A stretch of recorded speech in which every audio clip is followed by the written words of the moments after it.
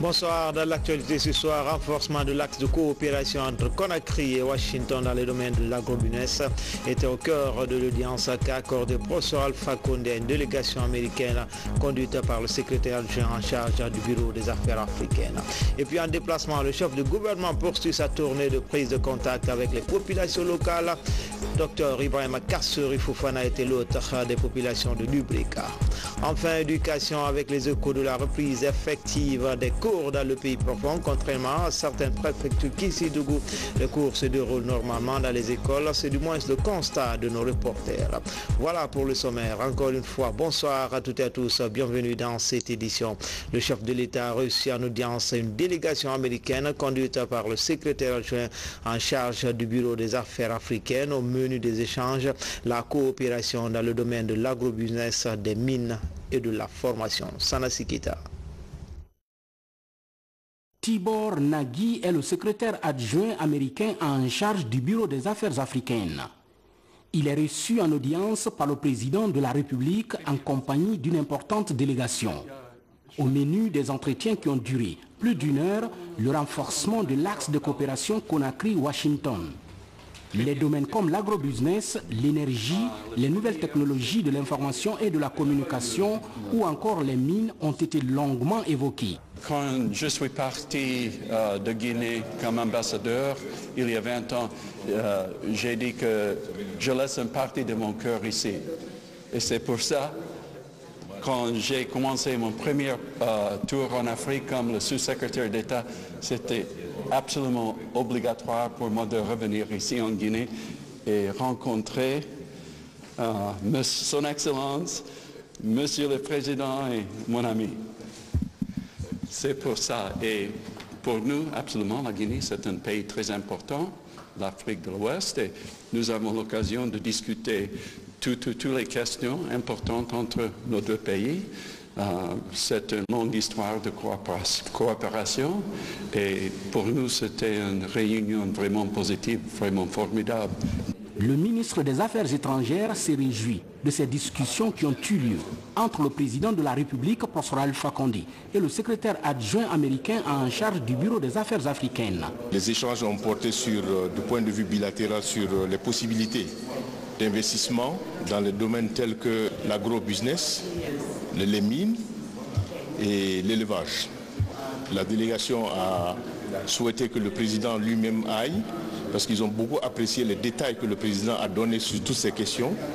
Ils ont dit que ce serait mieux que le président lui-même fasse un déplacement aux États-Unis pour aller rencontrer non seulement les autorités américaines, mais aussi le secteur privé, les hommes d'affaires. Le président a donné son accord et par voie diplomatique, nous allons organiser cette visite. Le président de la République, professeur Alpha Condé, et l'émissaire du président Donald Trump ont enfin discuté de plusieurs questions importantes en Afrique, comme la sécurité et le terrorisme. De son côté, le chef du gouvernement poursuit sa tournée de prise de contact avec les populations locales après Boké, Bofa, Fria. Il était ce samedi l'auteur des populations de Dubrika. Dr Ibrahima Kassory Fofana est allé prôner la paix dans la cité de Sumbatumani. Ousmane Bangoura Kabasuma, Ousmane Kobele Keita. Nous sommes à Dubrika, situé à 50 km de Conakry. C'est ici, dans l'enceinte du bloc administratif de la cité de Manganege et de Sumbatumani, que les fils résidents et ressortissants de la localité ont réservé un accueil chaleureux au Premier ministre Dr Ibrahima Kassory Fofana. Venu des 6 sous-préfectures et les 31 quartiers de la commune urbaine, cette population à vocation essentiellement agro-pastorale est massivement sortie pour réaffirmer son adhésion totale au programme de société de son Excellence professeur Alpha Condé, chef de l'État, président de la République. La population de Dubrika, elle est consciente des efforts inlassables du président de la République et de son gouvernement pour le développement de notre pays. En effet, elles sont fières d'en être les premiers bénéficiaires à travers les grands projets de barrages hydroélectriques de pays qui sont Kaleta, Soapiti, Amaria. De nos jours, les sous-préfectures environnantes de Kaleta, à savoir Badi, Tondon et Ouassou, sont l'électricité 24 heures sur 24. Par cette mobilisation, Dr Ibrahima Kassouri Fofana a tenu à insister sur la nécessité de promouvoir l'esprit de tolérance et de compréhension entre les enfants du pays. Je voudrais livrer le message du président de la République, qui est celui d'être auprès des populations. Il a demandé, c'est une instruction à mon gouvernement, de venir à l'écoute des populations et de résoudre les problèmes qui assaillent ces populations, qui sont des problèmes de subsistance. Nous avons compris que Dubreka a besoin de travail, la jeunesse de Dubreka a de travailler, les femmes de Dubreka ont besoin d'appui pour entreprendre leur automatisation et gagner leur autonomie. Dubreka a besoin d'entrepreneurs pour que la croissance qui a déjà commencé à marquer la vie économique de cette préfecture puisse profiter en termes de contenu local aux populations de Dubreka. Nous étions ce matin avec quelques industriels installés dans cette préfecture. Le message a été clair, c'est celui de partager la prospérité de leur affaires avec les populations de Dubreka. Ce partage suppose plus de Dubreka comme employés dans les unités industrielles. Ce partage suppose l'accès au Dubreka à la formation pour des emplois plus stables et plus rémunérateurs. Ce meeting d'information et de sensibilisation des populations ici à la place publique de Dubreka a connu la présence de plusieurs invités. Quelques artistes chanteurs du pays étaient aussi là pour égayer le public venu pour la circonstance. Dans le reste de l'actualité, les conseillers de la Cour constitutionnelle dans les locaux de la Commission électorale nationale indépendante, une visite conjointe menée avec les observateurs internationaux du dialogue politique à l'ordre du jour, l'audit du fichier électoral et l'appropriation du code électoral par les magistrats. Makeme Dounzo, explication. La Cour constitutionnelle et la Commission électorale nationale indépendante se concertent une fois encore. Les entretiens visent à prévenir les contestations des résultats pendant les différentes échéances électorales. Le scrutin du 4 février est un exemple. L'intervention des magistrats dans l'interprétation des textes liés au code électoral pour permettre de connaître le contenu et le sens réel de ce document électoral est le souhait de la CENI. Si nous travaillons avec la Cour sur la formation, par exemple, des magistrats, sur la formation de nos démembrements, sur les questions d'ordre juridique et judiciaire, je crois que cela va améliorer la qualité des élections. C'est pourquoi nous pensons que dans les jours à venir, nous allons soumettre un programme à la Cour constitutionnelle qui va voir dans quelle mesure il peut mettre des magistrats à notre disposition pour former nos démembrements et également concocter un programme pour la formation des magistrats à la chose électorale. Après avoir longuement échangé avec les membres de la Cour constitutionnelle, ce sont les diplomates qui sont reçus par la CENI. Ils forment les G5, entendez les observateurs internationaux qui siègent au comité de suivi du dialogue politique interguinéen. Dans ce groupe, 5 diplomaties sont représentées, dont la France, les États-Unis d'Amérique, l'Union européenne, le système des Nations Unies et la CEDEAO. En tant qu'observateur, dialogue politique. Nous avons échangé sur la situation actuelle, mais surtout sur les conséquences techniques, en fait, beaucoup de points techniques que nous avons souhaité aborder avec le président de la CENI et ses collaborateurs, au sujet notamment de l'audit du fichier, du calendrier des élections, de la loi sur la CENI, de l'installation des communes. Donc beaucoup sous l'angle technique, encore une fois, mais c'était un échange fructueux et qui nous a permis, encore une fois, d'y voir un petit peu plus clair sur certains points de détail, du fichier par exemple. Ces observateurs internationaux siègent dans le comité de suivi du dialogue politique interguinéen depuis le 12 octobre 2016. Le ministère des Mines et le Fonds d'investissement minier viennent d'entamer une série de formations des cadres de ce secteur. La formation s'inscrit dans un calendrier de 25 jours. Plusieurs thématiques seront abordées au cours de cette rencontre de Conakry. Daouda Tabansila, Alassane Kamara. L'une des préoccupations majeures des autorités de la Troisième République reste la formation et la qualification des cadres de l'administration publique. Pour le ministère des Mines et de la Géologie, cette question est une des priorités. Ces agents qui composent ce premier groupe des 3 concernés suivront des thématiques liées au renforcement de capacités et de la confiance en soi dans le travail. Le ministre des Mines et de la Géologie, dans les réformes entreprises depuis qu'il est là, a inscrit en première ligne le renforcement des capacités des cadres qui doivent travailler au sein du département. Que ce soit les structures internes et même les directions générales, telles que le fonds minier aujourd'hui, qui doit renforcer les cadres de sa structure, de sa direction, ainsi que d'autres structures du département à renforcer leurs capacités afin d'être plus efficaces et efficients dans la productivité et à répondre mieux aux attentes de M. le ministre des Mines et de la Géologie. Partie prenante dans cette formation, le Fonds d'investissement minier, dans un élan décisif, attache du prix à cette session de formation pour laquelle il appelle ses participants à mieux s'intéresser aux différentes thématiques qui seront dispensées au cours de toutes ces assises. Les enseignements qui vous seront dispensés vous permettront sans nul doute d'améliorer vos capacités individuelles de planification et vos performances collectives d'acteurs responsables du développement du secteur minier. Le cabinet local est recruté pour faire de ces agents de l'État des cadres supérieurs capables de qualifier les méthodes et techniques de travail. L'objectif, c'est d'amener les cadres du ministère des Mines et particulièrement du Fonds d'investissement minier d'explorer et exploiter leur plein potentiel, réaliser leur plein potentiel et booster leur carrière. Assurer plus efficacement la contribution du FMI dans la réalisation des ambitions stratégiques et opérationnelles du ministère des Mines et de la Géologie. Outiller les dirigeants du secteur minier à se développer pour mieux participer à l'impact collectif sont entre autres défis à relever pendant cet atelier de 25 jours au total.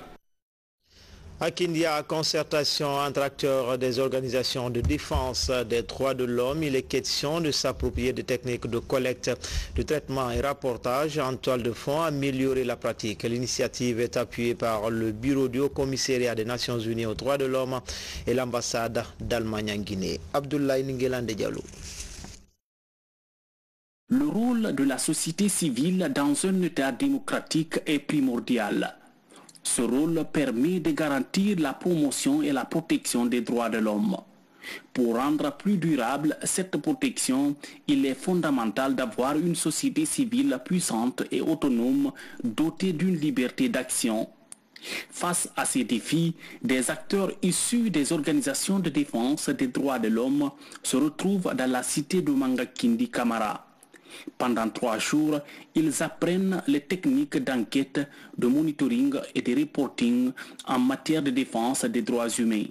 Donc au jour d'aujourd'hui, je saurai vraiment comment m'y prendre au cas où les enfants subissent les cas de violence et toute autre forme de violence perpétuée sur eux. J'ai appris beaucoup de choses. Et ça me permettra de perfectionner ma façon de faire et à travers la restitution que je vais faire à mes collègues commissaires, j'avoue que ça va redorer le blason de l'INDH parce que ça, on en avait besoin. Cette rencontre de Kindia a pour but de donner plus d'impact au travail des acteurs de la société civile. Pour atteindre cet objectif, l'amélioration de leurs connaissances sur les normes internationales est incontournable. ce qui permettra d'assurer le suivi en cas de violation des droits de l'homme. Autant on doit saluer les avancées en matière de liberté d'expression en Guinée, autant il devient urgent de se servir de ces libertés pour prévenir les dérives et promouvoir le respect de la dignité humaine et consolider l'état de droit. Aujourd'hui, la mise en place d'un réseau des organisations de défense des droits de l'homme est une nécessité qui s'impose. Toute chose qui devrait faciliter à la Guinée de présenter périodiquement un rapport sur la situation des droits humains conformément aux exigences du Haut-Commissariat des Nations Unies aux droits de l'homme. Changement climatique, bientôt une assise nationale sur la problématique. L'événement se prépare très activement et prévoit d'inclure dans les discussions la question de développement durable. Déjà, quelques thématiques semblent se détacher, l'adoption de certains systèmes agricoles et la réduction de la déforestation. Aboubakar Junior Kamara, Foudé Kamara. Événements météorologiques extrêmes, dégradation des sols, désertification, pénurie d'eau et élévation du niveau de la mer, des effets des changements climatiques qui s'intensifient et affectent les conditions de vie des populations rurales. En Guinée, pour inverser la tendance et poser les jalons de développement durable, les préparatifs du dialogue national multipartite vont bon train. L'objectif est d'attirer les investissements du Fonds pour l'environnement mondial. Dans le cadre du programme de soutien au pays, le Fonds pour l'environnement mondial accorde des subventions pour permettre à toutes les parties prenantes, de manière participative et inclusive, de sortir une note conceptuelle dans le cycle qui commence, le cycle 7, en vue de mobiliser la subvention qui a été accordée à la Guinée. Soutenue par la FAO, cette plateforme permet à la Guinée d'investir dans une synergie d'action pour une agriculture productive et soucieuse des enjeux de la protection de l'environnement. La FAO est aux côtés du gouvernement, bien sûr, pour aider à la mise en place de tous ces processus et pour que la Guinée puisse avoir toutes les chances de son côté pour bénéficier des ressources du FEM7, qui sont des ressources extrêmement importantes, qui peuvent aller jusqu'à 15-10 millions, 15 à 20 millions de dollars. Et je pense que si on n'est pas très bien préparé, on risque de les perdre. La Guinée a bénéficié d'une allocation de plus de 7 millions de dollars pour financer les projets dans les domaines prioritaires comme l'autosuffisance alimentaire, avec comme fil conducteur le PNDS, Plan national de développement économique et social. Ce fonds est aujourd'hui à hauteur à peu près de 11 milliards, dont la Guinée a pour le moment 7 millions de dollars. Et nous espérons aller jusqu'à hauteur de 11 millions de dollars. Qui va nous permettre, n'est-ce pas, de financer des projets qui vont être bancables, ce qui explique la tenue des différentes conférences des partis qu'on appelle COP. Nous venons d'en sortir, on rentre pour la COP 24 en Pologne au mois de décembre. C'est pour vous dire que c'est vraiment une préoccupation et que tout le monde doit se lever, sinon les défis qui sont lancés ne seront jamais atteints. Les effets des changements climatiques touchent des centaines de millions de personnes vulnérables, au nombre desquelles les éleveurs, les pêcheurs, les petits exploitants agricoles et forestiers, des acteurs qui seront les premiers bénéficiaires du Fonds de l'environnement mondial. La police routière a fait peau neuve. Le rajeunissement de la corporation est en cours de l'organisation d'une série d'évaluations théoriques et pratiques à l'École nationale de police et de protection civile. La ligne de mire rendre la police routière plus apte dans la régulation de la circulation routière. Alpha Isiagaba, Tiernos Mandialo. Avec pour mission principale réguler la circulation, les agents de la police routière, à travers leur agissement sur le terrain, reflètent l'image de l'administration policière aux yeux des citoyens. Aujourd'hui, il est à remarquer que le personnel de ce service public est vieillissant, une situation qui impacte négativement la circulation routière. C'est une situation du personnel qui est très préoccupante. Et c'est d'ailleurs pour cette raison qu'à juste titre, le président de la République a dans son programme inscrit le renouvellement du personnel, ce qui suppose le recrutement de jeunes au niveau des différentes unités de l'administration. Et aujourd'hui, c'est le tour de rajeunir un tout petit peu la direction de la sécurité routière. Et c'est cet engagement que nous sommes en train, cette politique du chef de l'État que nous nous sommes engagés à réaliser sur le terrain. Préoccupés par cette situation, les autorités du ministère de la Sécurité ont organisé ce test de sélection de 200 officiers de police routière. La politique va permettre de rajeunir cette corporation en faveur de la fluidité de la circulation routière dans la capitale. Vous devez savoir que la routière, c'est la vitrine de la police nationale. Mais à partir de la routière, du comportement des agents de la routière, on peut savoir ce que vaut juridiquement un pays. Et c'est pour cette raison, puisque les niveaux sont disparates, que nous voulons mettre de l'ordre au niveau de la sécurité routière. Ce n'est contre personne. Je voudrais qu'on essaie aussi d'encadrer, donner une certaine image, une certaine force à cette institution pour qu'on puisse vraiment redémarrer. On ne pourra pas vous dire qu'à 100% que on peut atteindre l'objectif. Mais certainement à 60 ou à 70%, on pourra quand même vraiment extirper de nos rangs vraiment les invalides, les invalides, les gens qui se comportent très mal, et le peu qu'on aura, qu'on puisse les cadrer dans le domaine du management, dans le domaine de l'image du pays. Après l'examen, les agents retenus vont être formés et commis à la tâche afin de lutter considérablement contre l'anarchie et les failles dans le trafic routier à Conakry et à l'intérieur du pays. La 12e conférence scientifique du réseau des étudiants en médecine d'Afrique de l'Ouest s'est tenue ce samedi à Conakry. Le cercle scientifique Sémato-Pharmacie Médecine et les facultés de médecine et de certaines universités comptent initier les étudiants aux nouvelles technologies de l'information et de la communication dans le système sanitaire. Kerfa la presse Camara, Younoussa Tawel Camara. Initier les étudiants en faculté de médecine à l'utilisation des outils numériques.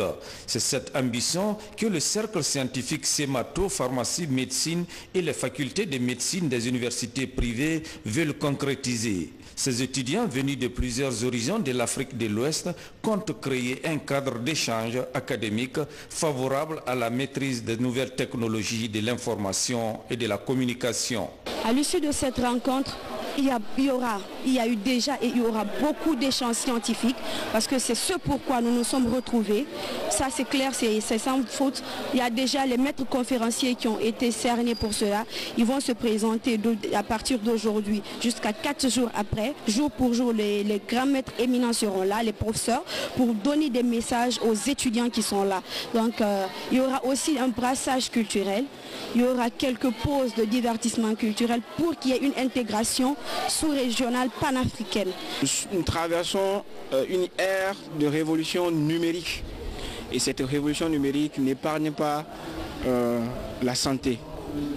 Donc il faudrait former le personnel de santé à l'utilisation, non seulement à l'utilisation de ces outils, cette technologie de l'information dans la gestion du système de soins et de la prise en charge de nos patients. Les autorités universitaires apprécient la démarche et estiment que personne ne peut échapper aux exigences des NTIC qui font du monde d'aujourd'hui un village planétaire. Au sein de la médecine, on est en train de faire actuellement une réforme fondamentale, vous-même vous le constatez. Depuis maintenant 3 ans, on ne recrute pas en médecine parce qu'on veut vraiment avoir la qualité dans cette faculté, d'où sa transformation en faculté des sciences et techniques de la santé. C'est-à-dire que désormais, la médecine ne va pas former rien que des médecins, des pharmaciens et des médecins dentistes, mais aussi d'autres corps de métier tels que les infirmiers d'État, les sages-femmes, etc. Le gouvernement, à travers le ministère de la Santé, mesure à sa juste valeur l'utilisation des NTIC dans le système sanitaire. Il compte apporter tout le soutien nécessaire aux universités et aux étudiants pour mieux intégrer ces nouveaux outils à la formation. Ces médecins qui sont formés ici nous reviennent. Et c'est nous les utilisateurs, c'est nous les consommateurs, la production de cette faculté pour le bonheur de la population. Donc nous y veillons attentivement. C'est pour cela que nous créons l'espace CHU pour pouvoir former mieux encore ces étudiants. Né de la volonté d'une synergie d'action pour mieux participer à l'amélioration des conditions sanitaires de population, le réseau des étudiants en médecine de l'Afrique de l'Ouest salue le soutien et l'engagement des autorités gouvernementales. Éducation avec les échos de la reprise des cours dans le pays profond du côté de Kissidougou. Enseignants et élèves ont bel et bien repris le chemin de l'école depuis le 3 octobre. Une rentrée scolaire réussie grâce à la sensibilisation des autorités en charge de l'éducation et les parents d'élèves de Kissi Faramaya. Samara Tolno. Nous sommes à l'école primaire Kissi Kabaketa dans la commune urbaine de Kissidougou. Ici, comme dans les autres écoles élémentaires de cette préfecture, les cours ont effectivement démarré depuis le 3 octobre, date de l'ouverture officielle des classes. Les élèves et le corps enseignant répondent tous présents et tout se déroule normalement. Au moment où on avait ouvert les classes, il y a des écoles, les élèves ne venaient pas, mais chez nous ici, nous venons parce que nous sommes patriotes.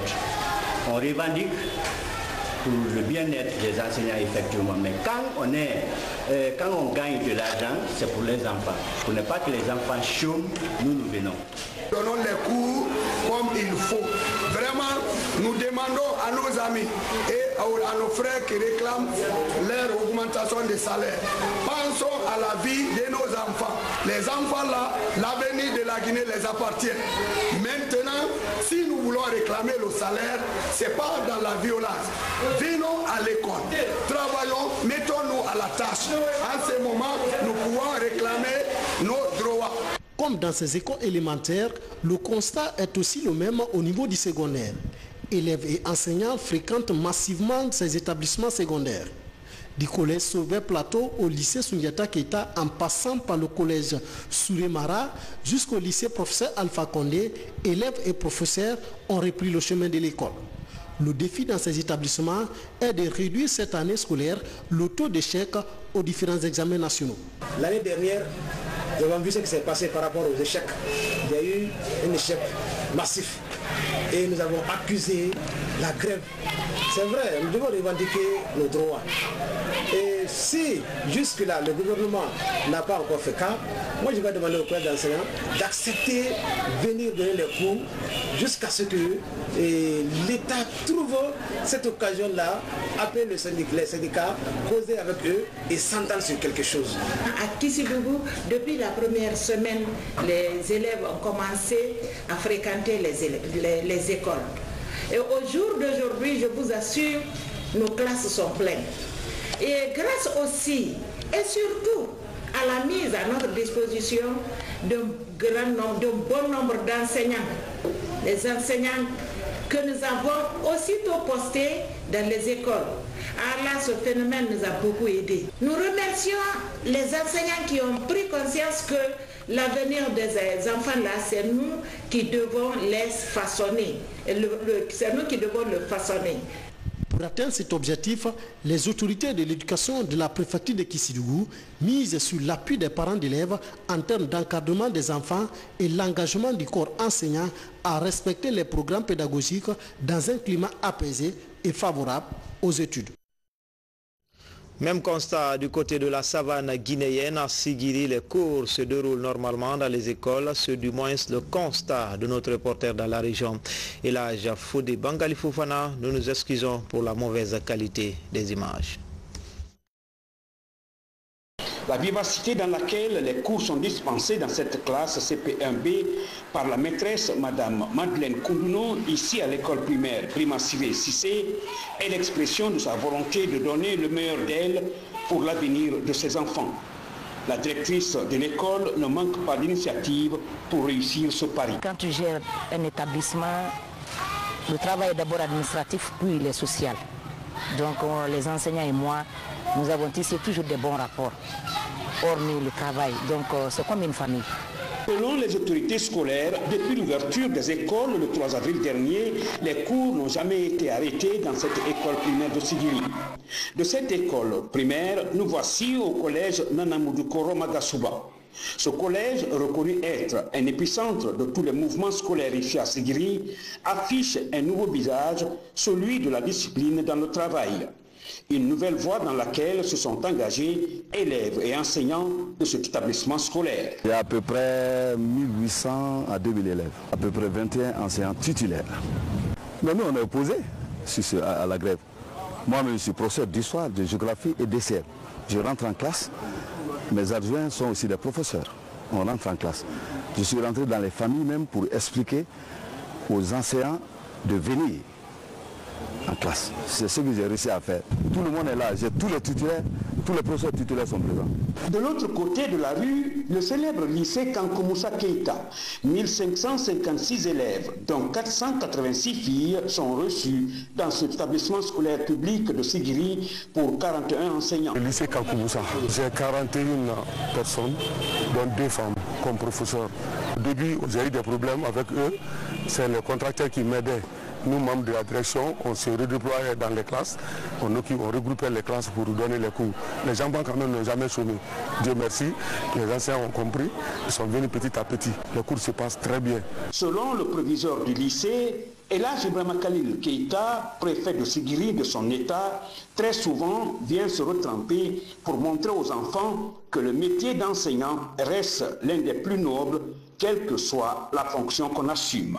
Nous sommes en visite dans la classe. J'ai vu le professeur de philosophie en train de faire un cours sur l'État. J'en ai profité pour me retremper à fortement.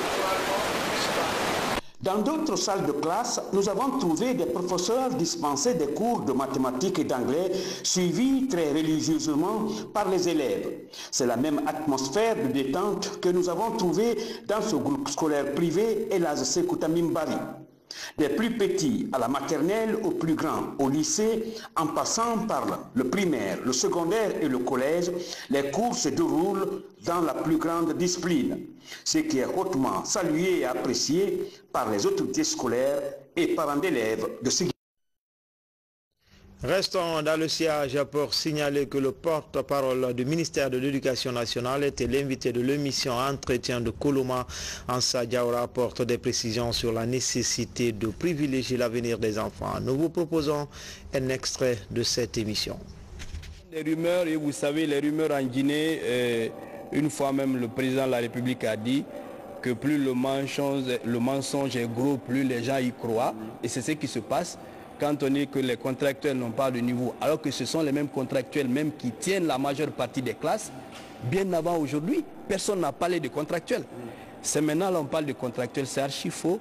Et maintenant, comme cela ne réussit pas, on attaque les écoles. D'accord. Vous n'êtes pas à la table de négociation entre gouvernement et syndicalisme, mais vous avez les oreilles quand même tendues vers ces deux camps. Aujourd'hui, quel climat vaut? Est-ce qu'on va vers la compréhension pour amener un peu tout le monde à la raison? Au fait, nous, notre problème, c'est appeler nos anciens, nos camarades enseignants à revenir à de meilleurs sentiments. La négociation ne peut être faite que dans un climat de paix. Mais on ne peut pas être face à face en chien de faïence pour parler de paix, de négociation. Donc il faut d'abord revenir à la maison, travailler. Et d'ailleurs, aucun syndicat au monde ne travaille pour détruire les emplois. Au contraire, c'est pour protéger les travailleurs eux-mêmes. Sinon, à l'allure qu'il fait, certains risquent de perdre parce qu'à force de rester à la maison, 1 mois de salaire gelé, 2 mois de salaire gelé, 3 mois de salaire gelé, finalement, le fichier ne vous reconnaîtra plus et vous perdez votre travail. Or, aujourd'hui, il y a plus de diplômés qui souhaitent être à la fonction publique que ceux qui travaillent. Donc, nous tendons la main à tout le monde parce que le département n'a pas de poubelle d'enseignants. Nous voulons que tout le monde vienne, qu'on puisse travailler. Et pour l'avenir des enfants, c'est important. On dit tant vaut l'éducation, tant vaut la nation. Vous suivrez l'intégralité de cette émission réalisée par Kamara Bouakar juste après cette édition d'information. Enfin, le ministère de la Jeunesse et ses partenaires accompagnent l'entrepreneuriat de jeunes. 5 jeunes Guinéens rentrent de Kigali où ils ont participé à une compétition qui a regroupé 52 pays africains. C'est le premier élément de l'actualité nationale sous forme de télégramme. Les images sont commentées par Moussa Bangoura. Ils sont au total 5 jeunes entrepreneurs à prendre part à la 2e édition de Youth Connect à Kigali au Rwanda. Une rencontre qui a mobilisé de centaines de jeunes venus de plus de 50 pays d'Afrique, tous porteurs de projets. Ces jeunes entrepreneurs ont porté le drapeau guinéen avec fierté. Aujourd'hui, de retour au bercail, devant les responsables du département de la jeunesse et leurs partenaires, ces lauréats font la restitution de leur expérience vécue. L'expérience à Kigali fut très instructive, qu'on n'attend pas forcément tout du gouvernement. On peut faire quelque chose et ensuite eux, ils ont le devoir de nous accompagner, le devoir de nous soutenir. Mais le gros, en tout cas le gros, la décision, ça vient de nous jeunes. Parce qu'aujourd'hui, Kigali, ça passe par sa jeunesse. Nous, on a vu une jeunesse hyper organisée, une jeunesse très posée, une jeunesse très éduquée. Parce que le Rwandais, comme je le disais tout à l'heure, quand il te parle, tu as du mal à l'entendre. Tellement ils parlent tout bas, ils sont calmes. Moi, je me demandais même s'ils n'ont pas un peu retiré ce petit côté violent en eux. Donc je pense que tout passe par là. Et quand on décide de le faire, on pourra y arriver. C'est une sensibilisation à Mamou pour informer les opérateurs économiques et agents des forces de défense et de sécurité sur les programmes d'intégration de la CEDEAO. La mise en œuvre du tarif extérieur commun, le projet de monnaie unique. Une opportunité pour le ministère de la Coopération internationale de rappeler les protocoles et conventions signés pour faciliter la liberté de circuler et de travailler pour les Africains appartenant à cet espace. L'objectif de la CEDEAO, c'est de passer d'une CEDEAO des États à une CEDEAO des peuples en 2020. Donc par rapport à ça, il faut informer la population sur les programmes prioritaires de la CEDEAO. À Zérékouré, présentation du rapport provisoire de l'élaboration des critères de sélection des bénéficiaires du programme d'appui à la réforme du secteur de sécurité dans sa phase 3 de réintégration socio-économique, piloté par l'Union européenne à travers le Bureau des Nations Unies pour les services d'appui au projet. L'idée est de contribuer à la stabilité socio-économique à travers la réintégration de 1300 jeunes à risque et autres groupes vulnérables en région forestière. Ce projet rentre dans la stratégie de l'UNOPS, financée par l'Union européenne, pour améliorer les conditions donc, de développement et la croissance et vient en aide à la jeunesse en Guinée forestière par la création d'emplois et la création de richesses pour ces jeunes-là. À Tougué, l'autonomisation des femmes se concrétise davantage. Le centre d'autonomisation des femmes est désormais opérationnel. Et pour renforcer cette initiative, des séries de formations sont organisées. Elles concernent les femmes des différentes localités de cette préfecture. La formation a bien donné. Les femmes sont très contentes, nous sommes très satisfaites de cette formation. Les femmes ont bien appris. Nous remercions vraiment tous ceux qui nous ont assistés pour cette formation. Nous remercions encore le président de la République et madame la ministre de l'Action sociale et de la promotion féminine. C'était tout pour cette édition d'information. Grand a été le plaisir pour moi de vous servir. Demain, les infos, c'est avec Makale Souma. À bientôt, Inch'Allah.